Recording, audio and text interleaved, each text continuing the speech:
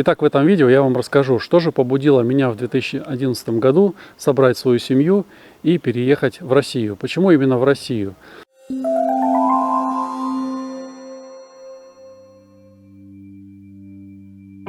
Дорогие друзья, всем привет! Вы на канале «Жить в России». С вами Влад. Спасибо вам, что вы с нами, что смотрите наши видео.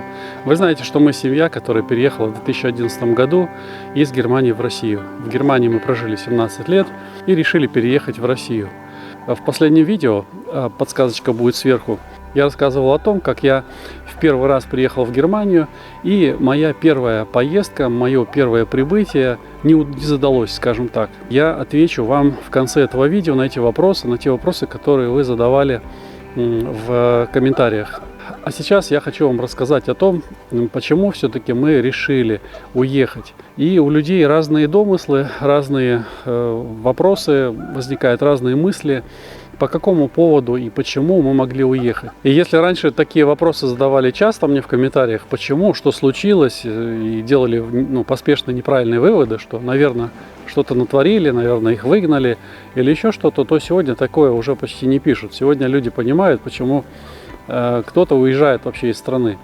Почему появилась несколько лет, еще мы жили в Германии, несколько лет назад появилась такая передача, как Goodbye Deutschland, до свидания, Германия. И в этой передаче показывали, как коренные немцы покидали эту страну и уезжали в разные страны, абсолютно разные страны.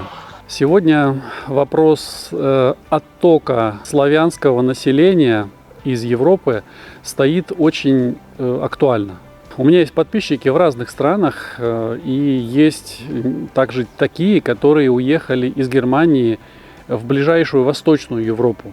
Итак, в этом видео я вам расскажу, что же побудило меня в 2011 году собрать свою семью и переехать в Россию. Почему именно в Россию? Когда-то мы уезжали из Казахстана, уезжали с родителями. Уезжала Катя с родителями, жена моя, уезжал я с родителями, но немножко там были некоторые нюансы, то есть я приехал к ним скорее там на воссоединение буквально через 2 недели. Об этом, опять же, вот в этом видео можете посмотреть, о котором я говорил выше. Меня просили рассказать, где и как мы познакомились. Я думаю, что будет, наверное, достаточно того, что я скажу о том, что мы познакомились просто на работе. Мы вместе работали на одной ферме. 4 года у нас не было детей. И потом, когда родилась первая дочь у нас, я задумался, даже, вернее, перед ее, когда она еще была в утробе, как говорится, Катя была беременна ей, уже тогда я начал задумываться. И в 2003 году осенью я решил поехать в город Тверь на разведку. Вот. Об этом я расскажу чуть позже, как это все происходило, для тех, кто не знает. В разных видео я где-то порой упоминал эту историю. Мои впечатления первые о России того времени, 2003 года, то есть прошло 22 года. С тех пор я не был в Твери, хотя съездить хочется, честно говоря. Возможно, получится. Всем подписчикам из Твери большой привет. Итак, друзья, сама история. Как я пришел к этой мысли, или мы пришли. Кстати, мне писали, что это было чисто его решение, а жена не хотела, и вот он увез семью и лишил их будущего. В общем, теперь все такие несчастные. На постоянку в Германию я приехал в 1995 году. Прожил я в Германии 17 лет. И за это время я подтвердил свою профессию сварщика, выучил дополнительно еще 2 опции по сварке. Работал сварщиком. Потом я решил выучиться на профессию, которая называется Maschinenbaumechaniker. Учился там 2 года. Получил аттестат, закончил эту учебу успешно. Нас из 42 человек осталось 7 человек, которые доучились. Я знаю, меня смотрит подписчик Виктор, с которым мы вместе учились. Витя, привет, передаю тебе. Через некоторое время я учился еще полгода, учился на программиста токарно-фрезерных станков. То есть там ты учишься писать программы правильно и обрабатывать детали потом с помощью этой программы. Очень интересная такая профессия, мне понравилось. Но когда я пошел на работу, я понял, что я как начинающий снова буду получать мало, а так как планы были у нас уехать, то я, конечно же, хотел, чтобы зарплата была повыше, чтобы я мог отложить денег. После того, как я съездил в город Тверь на разведку, меня просто все захватило. Захватила Тверь, захватил тот дух той жизни. Мне так все понравилось. Хотя, знаете, особо какого-то богатства, наверное, я тогда не видел. Это все-таки, да, 22 года назад было. особо какой-то роскоши, я не знаю, чего-то там особенного я не видел. Но я видел просто вот то, что невидимо глазам. Я видел просто все свое родное, вот и все. И вот это меня очень захватило. И когда я приехал домой, я жене сказал, говорю, ты знаешь, настолько там классно, настолько классно. Она меня просила снимать, я брал с собой камеру и снимал там. Она говорит, снимай и хорошее, и плохое, чтобы я видел, чтобы было общее впечатление у меня. Вот. И я снимал и плохое, и хорошее. Я когда приехал, я заболел сложной болезнью. Вот. И мне пришлось отложить эту поездку, эти планы, эти мысли вообще на 3 года. Потом снова я вернулся к этим мыслям, и примерно где-то, если не ошибаюсь, где-то году в 2007 я поехал на разведку уже не в Тверь, а поехал в Калининград. Почему в Калининград? В Калининград, потому что родители жены просили не уезжать далеко, увозить внуков далеко, чтобы они могли приезжать. Мы, переехав в Калининград, несколько раз их принимали к себе в гости, и тем самым переезд в Калининград, конечно, оправдался.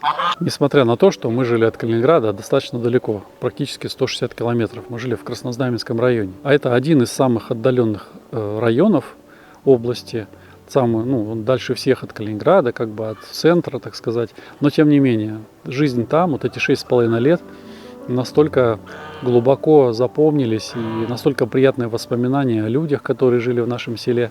У нас полпоселка было приезжих, тоже из Казахстана, из Киргизии. Мы дружили там со всеми, и с местными, и с приезжими. Было очень здорово, вообще здорово, взаимовыручка. Но об этом я не раз рассказывал. Дети наши выросли там, и я им говорил, что вот ваше детство, а детство там было очень похоже на советское, дружное, когда дети все вместе. Им очень нравилось там. И я им говорил, вот немножечко это похоже на наше советское детство. Я очень рад, что вы в своей жизни это захватили, потому что этого сегодня нет, наверное, уже, очень мало где это есть. Век высоких технологий, так сказать, то есть все, что с этим связано, это все уже, все люди, вся дружба в интернете, это уже не то, конечно, как мы дружили раньше, как мы гуляли вместе, как мы знакомились, как мы какие-то поездки совершали, какие-то походы совершали, то есть это было совсем другое, да. И дети мои немножко это захватили. Я всегда радовался, когда они просто простое детское счастье, там они где-то приходили, что-то рассказывали. Для меня это было очень, очень приятно, и дети счастливые такие были. Итак, в 2007 году я решаюсь ехать в Калининград на разведку. Когда я туда приехал, конечно, 2007 год, Калининградская область, она именно область, не сам Калининград, а область, она была, конечно, такой подзапущенной, и мне, честно говоря, внешне тогда, на тот момент, мне не понравилось. Потом, конечно, Калининградская область очень поднялась, очень сильно поднялась. Итак, когда я приехал домой, поговорили, я Кате сказал, говорю, тебе нужно самой посмотреть, потому что одно дело, что она говорит, нет, я тебе доверяю, я говорю, нет, я хочу, чтобы ты посмотрела сама, чтобы родителям сказала сама, потому что, чтобы они не подумали, что и против твоей воли что-то происходит. И мы поехали вместе. Через некоторое время приехали мы в город Советск Калининградской области. Там я не помню, сколько времени мы там пробыли, пусть недели 2, может быть, мы там погостили. Когда приехали домой, уже приехали ее родители, поговорили о том, о сём, и она сказала, что мы будем переезжать.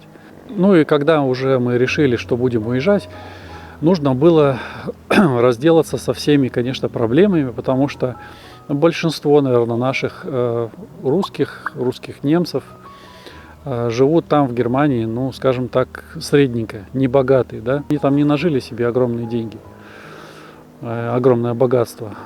Также и нам нужно было сначала разделаться с кредитами, были кредиты, нужно было их погасить. Все по-честному, все нормально, спокойно. Я узнавал, как что делается. Параллельно мы копили, откладывали немного денег. И, в общем, вся эта подготовка заняла в целом 5 лет. И когда я знакомым говорил, что мы будем уезжать. Кстати, где-то в 2007 году как раз вышла программа переселения. Сегодня вы видите YouTube разных блогеров, которые переехали из Германии. Разные группы есть, люди вам рассказывают, делятся, отвечают на вопросы, комментарии. Информации море. Можно поехать в Бонн, там уже все знают хорошо. Ой, в Бонн, говорю, в консульство, да, мы в Бонн ездили. А на тот момент вообще полная дезинформация, то есть полное отсутствие информации. Мы не знали абсолютно ничего, что делать, как это все делается. Мы решили записаться в консульство. Я позвонил в Берлин, нам сказали, что ваша земля такая-то, такая-то, ваше место. Ну, мы жили в Северной Рейн-Вестфалии. Нам сказали, вам нужно ехать в Бонн, в то консульство. И когда в первый раз туда приехали, я уже не раз это рассказывал, как это все было, как люди удивлялись, что за переселение, куда кого переселяют, ничего не могли понять. Когда нас принял консул, конечно, он тоже сам толком не знал, что и как, ну, примерные ориентиры у него были. И мы начали наше оформление. То есть мы были вообще одни из самых первых, которые готовили эту программу или готовились к отъезду по программе. Один немаловажный пункт. Отправной точкой вот этих всех мыслей или вот этого решающего, то есть у каждого должен быть какой-то, знаете, все-таки переломный момент. У вас могут быть мысли уехать, вас могут они посещать время от времени, но как-то все это откладывается в долгий ящик. Но в моем случае это было именно вот так. Кто-то дал мне кассету «Аудиобиблия».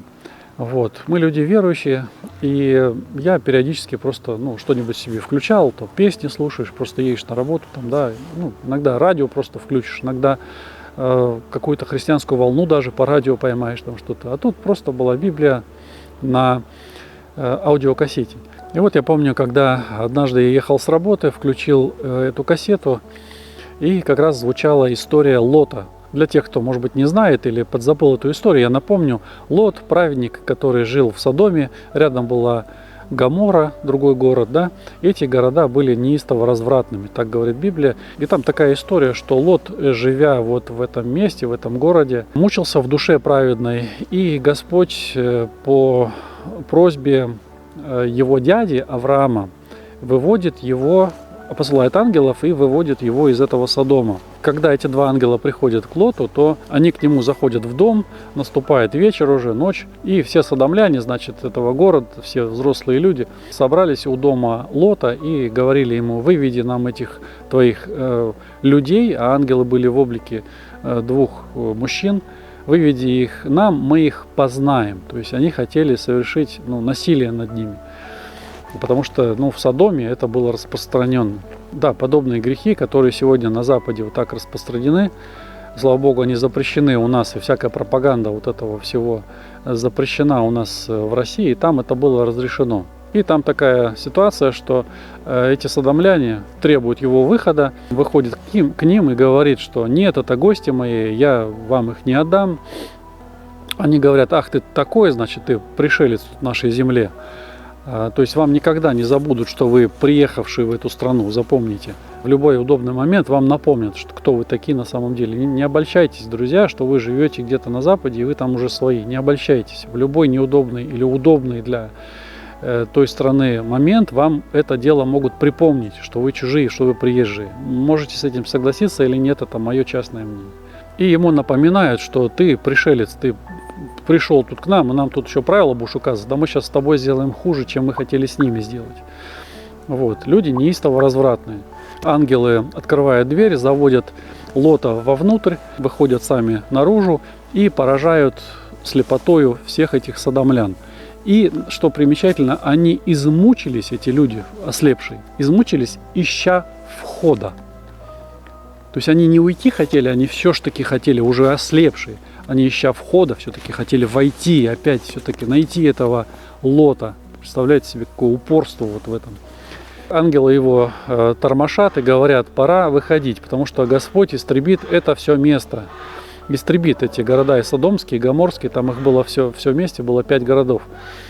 И говорит: я уничтожу это место, выходи отсюда. И Лот медлит. И уже начинала всходить заря, рассвет, и он все сидит или лежит, вообще прилег, потому что они ему говорят: вставай.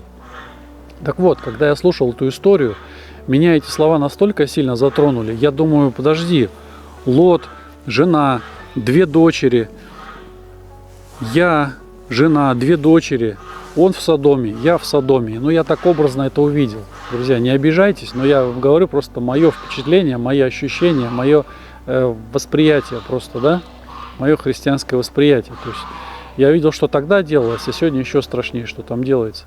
Это, это я не выдумываю, можете сами зайти на YouTube и посмотреть, что сегодня творится в Европе, что сегодня творится в Германии. Поэтому многие люди-то переезжают как раз.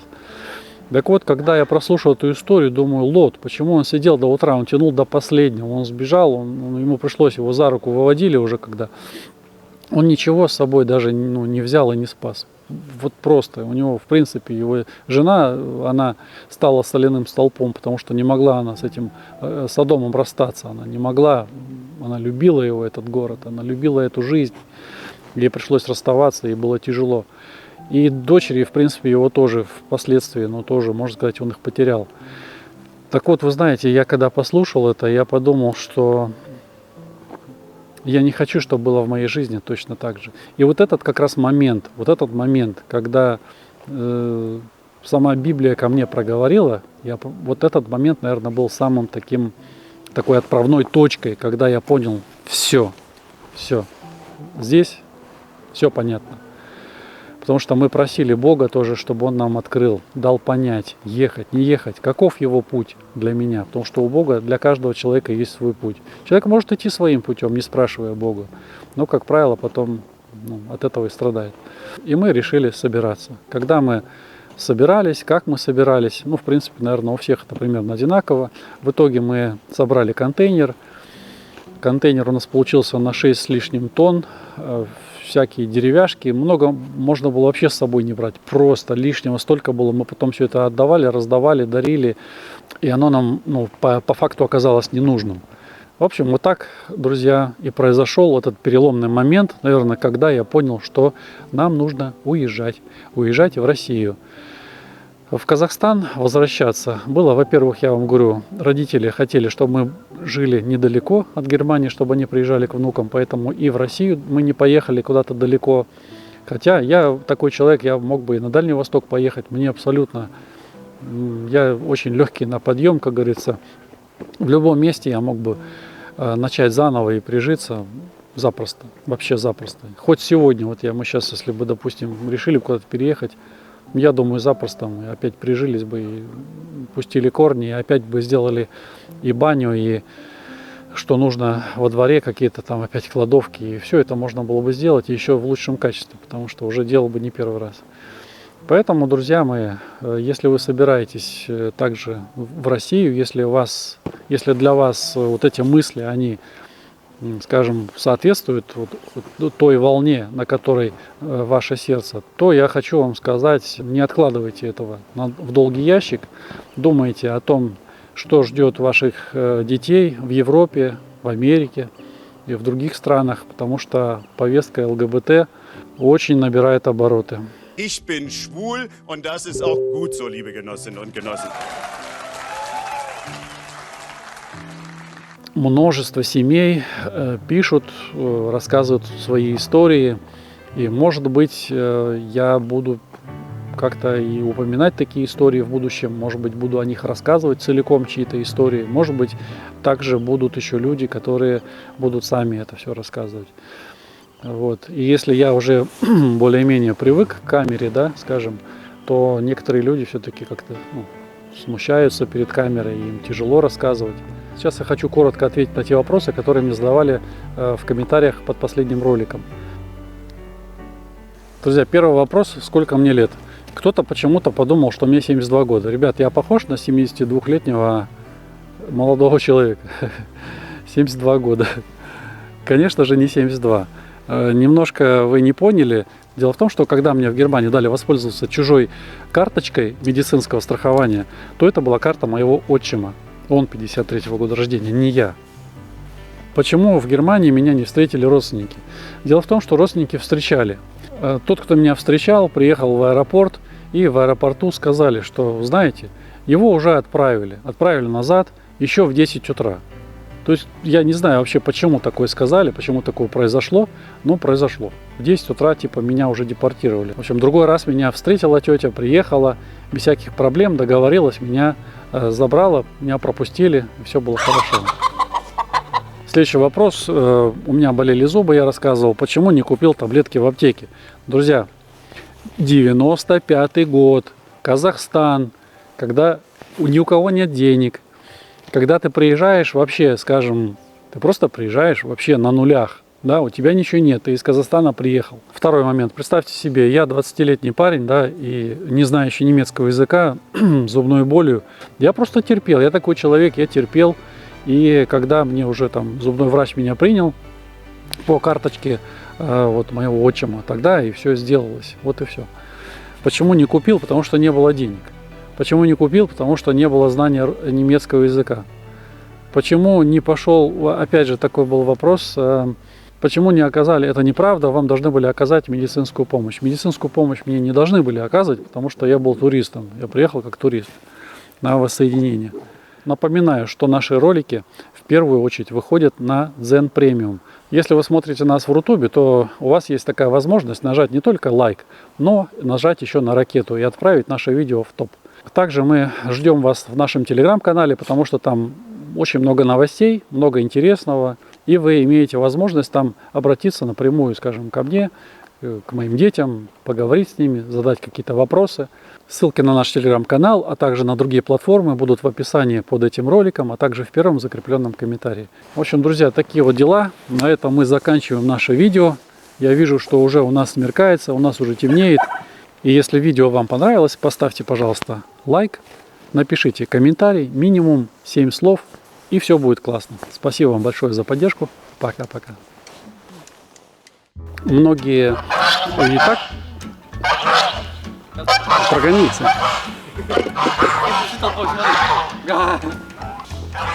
Гуси не дают снимать. Да Тобик там шуршит, да, в кустах? Ну запусти его. Запусти его оттуда. Ну, Тобик то туда, то сюда просится. Шуршит в кустах там и кур пугает.